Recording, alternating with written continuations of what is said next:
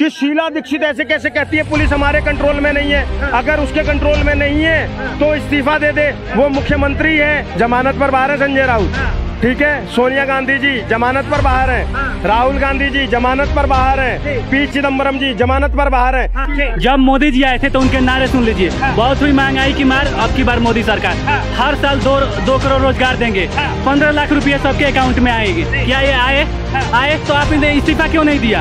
हमसे टैक्स वसूल कर रहे हैं, राज्य सरकार भी टैक्स लेती है ना हमसे, हम टैक्स पेयर हैं। और अगर हमें ये सुविधाएं नहीं देंगे तो सरकार चाहे वो किसी की भी हो, आम आदमी पार्टी की हो, कल को बीजेपी की हो या कल को कांग्रेस की हो या किसी की भी हो, हम उसको गाली भी बकेंगे, उससे प्रश्न भी करेंगे। तो आप देखिए ना, हर जगह डबल स्टैंडर्ड। अगर नेता भाजपा का है तो उस पर कोई कार्रवाई नहीं होगी, क्योंकि सारी एजेंसियां जो है वो भाजपा की, सरकार भाजपा की, नेता भाजपा की। इन लोगों ने प्रधानमंत्री को अब प्रधानमंत्री नहीं समझ लिया है। इन्होंने ये सोच लिया है कि इनके लिए वो वाले तोता हो गए हैं कि जो आकर भविष्य बताएंगे, इनकी हर बात का आकर जवाब प्रधानमंत्री दे। इनको हर बात में जवाब प्रधानमंत्री से चाहिए।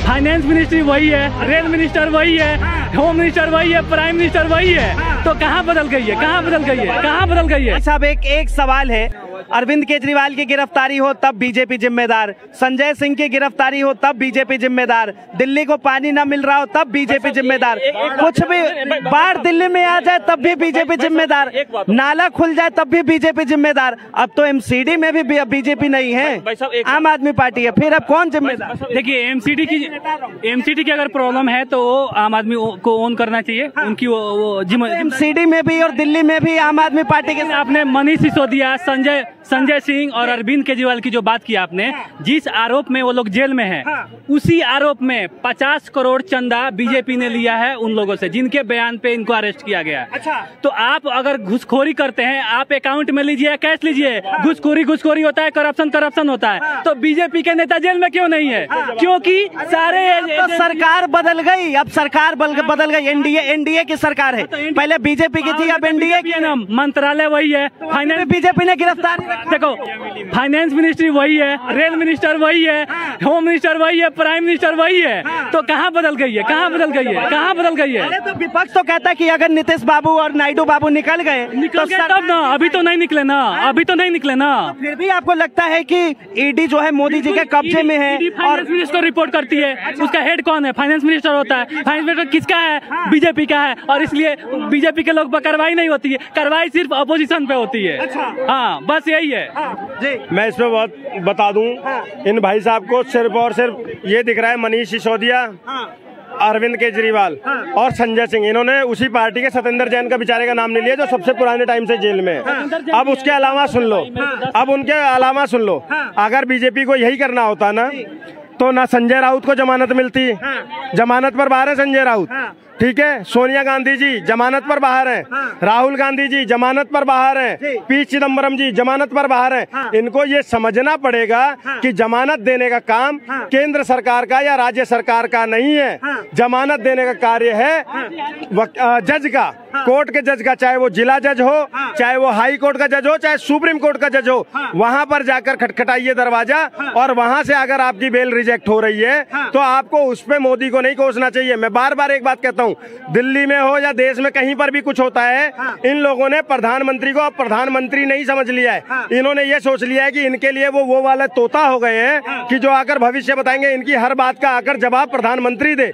इनको हर बात में जवाब प्रधानमंत्री से चाहिए। अरे भाई साहब, जब राज्य के अंदर में अलग अलग राज्य सरकार है, राज्य में अलग अलग मंत्रालय हैं, आपका अपना पूरा उस पे अधिकार है। पहले आप कहते हो जिस पे आपका अधिकार नहीं है, क्योंकि दिल्ली नेशनल टेरिटरी है, तो जिस चीज पे दिल्ली आम आदमी पार्टी का अधिकार नहीं है, उस पे ये क्या कहते हैं कि अगर ऐसा है, अगर ये हमारे अधिकार क्षेत्र में होती तो हम कर लेते। मैं एक बयान कोट करता हूँ, ये वही अरविंद केजरीवाल है जिन्होंने उस समय पर बयान दिया था कि शीला दीक्षित ऐसे कैसे कहती है पुलिस हमारे कंट्रोल में नहीं है। अगर उसके कंट्रोल में नहीं है तो इस्तीफा दे दे, वो मुख्यमंत्री है और हमें बताए, हम करेंगे कैसे करते हैं। लेकिन अरविंद केजरीवाल खुद सुरक्षा देने में फेल हुए। उसके बाद में कहां तक, एक निर्भया तक नहीं रुकी ये बात। कभी साक्षी मारी गई तो कभी 4 साल की बच्ची का बलात्कार होने लगा इसी दिल्ली में, ठीक है। लेकिन मैं उसमें भी कहता हूं कि चलो, आप ये बार बार कहते हो कि ये चीज हमारे हाथ में नहीं है, दिल्ली सरकार के हाथ में नहीं है, तो आप उसमें बच जाते हो। लेकिन जब दिल्ली सरकार कि जो चीज आपके हाथ में अगर आपका उसमें भी नकारापन है तो फिर आप किस मुंह से बीजेपी करते हो यार। कहीं पर तो थोड़ी सी तो जिम्मेदारी लेना सीखो ना।